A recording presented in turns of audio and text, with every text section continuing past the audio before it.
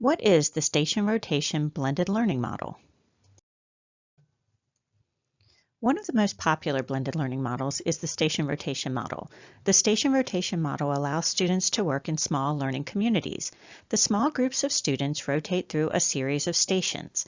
Typically, there's at least one teacher-led station, an online station, and an offline station.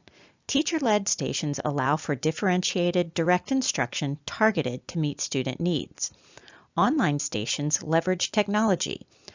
They can provide direct instruction with a video. The use of adaptive software allows students to practice and apply skills, or even check for student understanding. Offline station activities provide students with opportunities to work independently or collaborate with others without using a device. Station rotation activities could last one class period or over a series of days. There are many reasons for using station rotations. We know that teaching to the whole class is not an effective way for students to learn. Breaking the students up into smaller learning communities allows the teacher to differentiate and target instruction and activities for different groups of students. Sometimes you may have limited materials and the students cannot access them at the same time. Creating stations allows students to rotate the materials for the activity.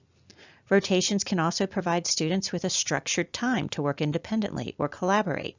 By starting off small in your use of timed stations, you can gradually increase the length of station time to help build your students' stamina, to work independently, and to learn how to manage their time effectively. As you and your students become more proficient using the station rotation model, students can eventually learn how to transfer from one activity to another without teacher prompting or timers. There are many benefits to the station rotation model. First, you get to have smaller group sizes. Students tend to feel more comfortable working in a smaller group, especially with the teacher. Designing varied activities and tasks will increase student engagement. Personalized learning by targeting instruction to specific groups of students. Short on materials, stations are a great way to rotate the use of those limited materials throughout the class. And most importantly, you can provide opportunities that foster student agency, helping to create independent learners. Here are some top tips for being successful with station rotations. Take time to make sure you establish norms and routines, and invest the time in modeling and practicing them with your students.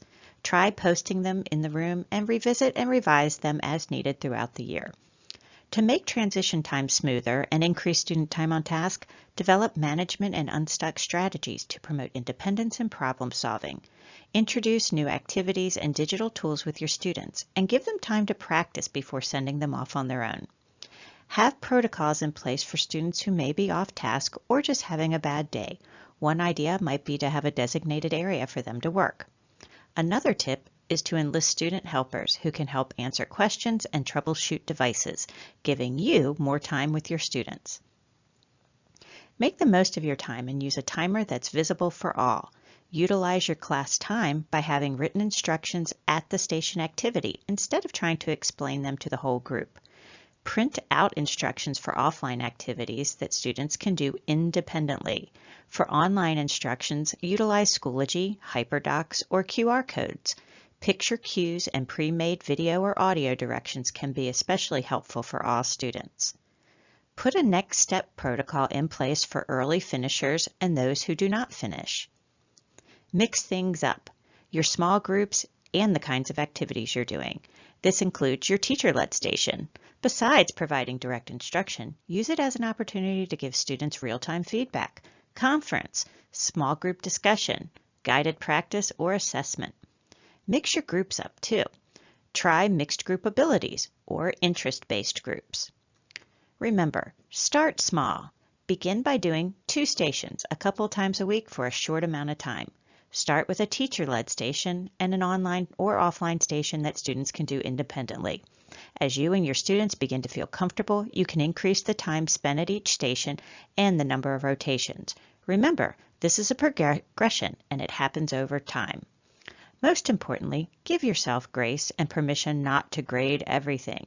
Many of the activities and stations are for students to learn something new or practice what they've been learning to prepare for an assessment. Here's a clip of a 6th grade science class implementing station rotations.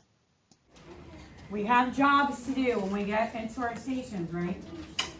We need somebody taking care of the equipment and putting the equipment back so that it's set up for the next group.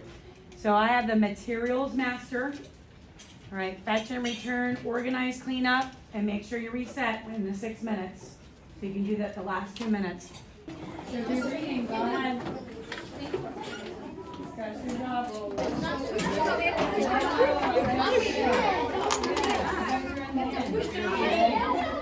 That one has big muscle. What's the push? Explain why you think you're hard. I think it's better to socialize with your friends because usually we're just cramped up in a desk, but when you get to actually stand up and do like one-on-one activities, that's what I like. Do you have something you like about station I rotations? think it's good for people who need visual and like in order to learn they need to be able to feel and touch things. So I think that's helpful. I think station rotations give you the opportunity to go more places around the room and be a little more active in your activities. So if you had to give advice to a teacher who might be afraid or apprehensive about trying station rotations, what advice would you give them? Usually you have to start in the beginning of the year. You have to be well structured. You have to start up what actual job roles they have to do and have that set up on your board every day. So there's your team, your job roles. You have to have a timer and make sure that it's structured for that amount of time.